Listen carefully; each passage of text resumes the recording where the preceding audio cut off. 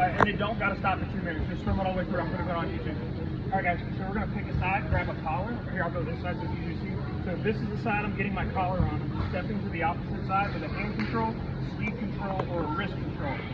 I go to wrist hand first because it's easier to transition to a sleeve.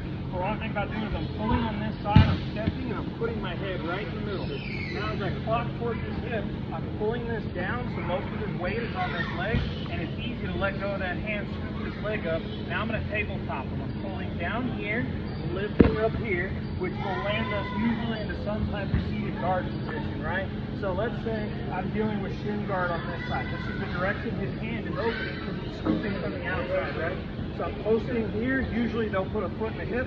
I'm coming here. I'm going to turn my knee in, drop my shin over, and windmill my foot away the direction that the hand opens, right? So now we might be here, or having their leg in between our feet. That's not that big of a deal, but preferably, ideally, if we did this right, our shin would be on the outside, and we're going to be posting here. Now, what I want to think about doing is I'm going to keep this C-clamp, hit a back step, stuffing, right back over. He may re-grip the ankle. That's totally fine. I'm going to sit on this and transition to a pant grip. I'm going to go from posting to pulling. So I'm pulling the pant grip, the tongue of his hand here, shifting his knees at the same time, again, the direction his hand opens if he had my heel. I'm dropping down. Now where people mess this up, they shoot through their knee. Their knee spikes about right here, and it allows the shin or the knee shield to be in effect, right? So if I shoot to my knee, now we've got problems, okay? But as I shift over, I'm shooting to my hip, and I'm dropping my weight over top of this guy. As my feet come through, I should clear the legs, right? My hand's gonna go under, assuming that they're trying to stay up on their hip, right?